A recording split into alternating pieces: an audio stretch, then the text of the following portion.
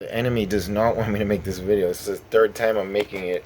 Uh, Somebody keeps calling every time. All right, so I told TJ I was going to send a video just to encourage you guys. I feel like God's been showing me some things, and just to let you guys know that we're in the same place you are. I'm like dying over here because we have no air conditioning, and I like live in the AC because the my Lime acts crazy in the heat.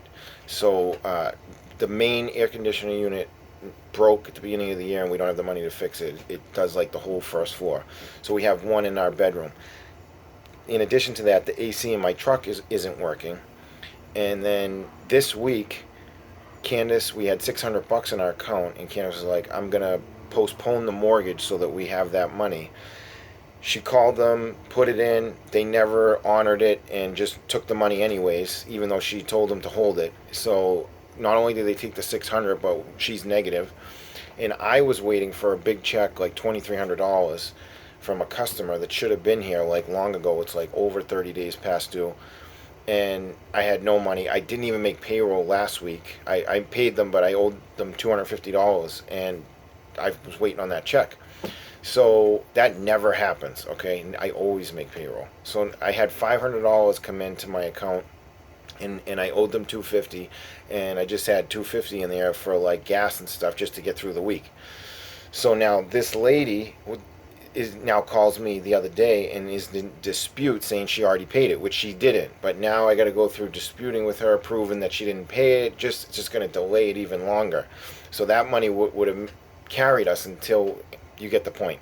All these things happen in the same week, just so that we have absolutely no money, right? And you guys are in the same boat, which tells me that we're right there, all right? Because in order for we're sold out for Jesus, right? So in order for God not to come through with us, he has to completely abandon his character and nature. He's not going to do that. So we're in a great spot. We're right where we need to be. We are so dependent upon him that if he doesn't come through, we're screwed. And that's the best place to be, even though it's the most uncomfortable. So what he was showing me was, he showed me like an eagle or a bird that is teaching their children how to fly. You see them, they take them out on the branch, and the mom kicks them off the branch, and they fall down and crash bang on the ground. Then they take them up and do it again so that they'll learn to fly.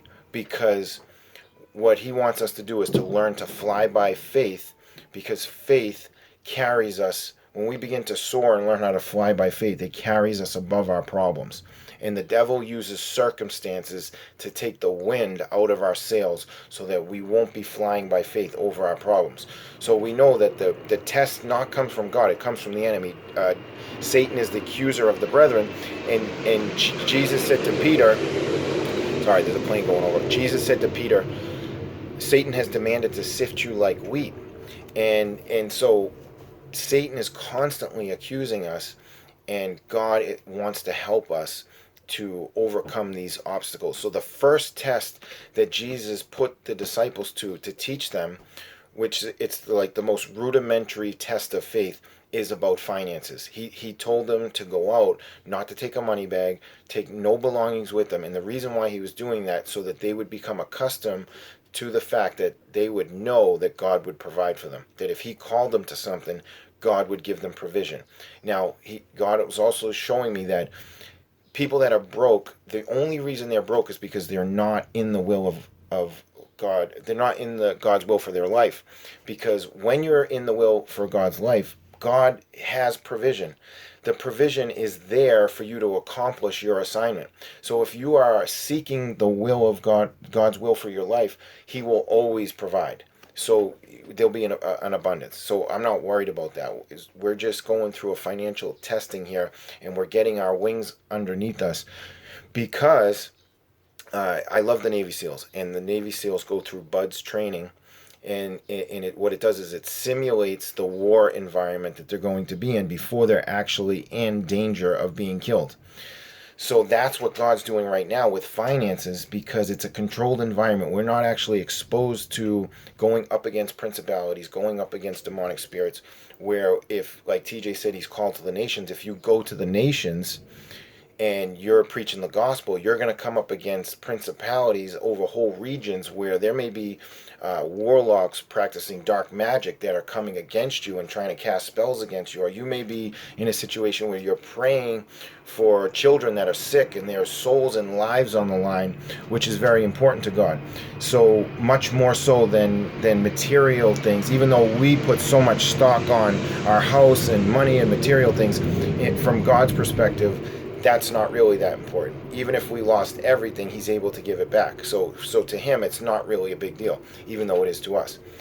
What is a big deal to him is souls and freeing people, setting the captives free. So he's preparing us for that because that's what we're called to. So when Jesus sent the disciples out the second time, when it was getting close to his crucifixion, when he knew they were going to be heavily persecuted, now he told them to bring provision and actually bring a sword. So I thought that's interesting. Why would God tell him to bring a sword? Because we're not supposed to fight.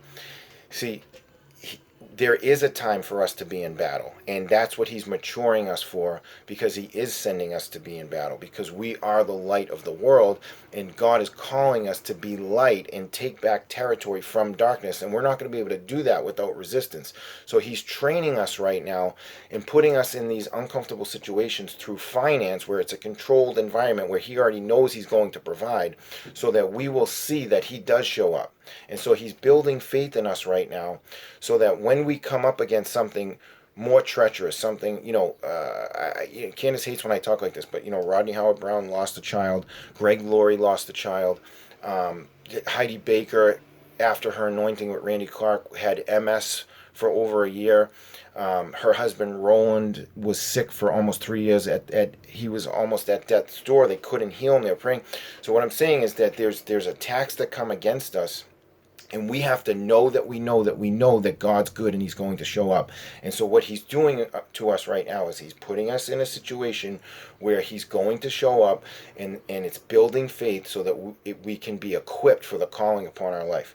So I just wanted to tell you that's what God was speaking into me, and I feel like he wanted me to share it with you, so you would be encouraged that we're at the end, that the fact that we're all in this situation together at the same time reveals that we are at the end, that he's going to show up.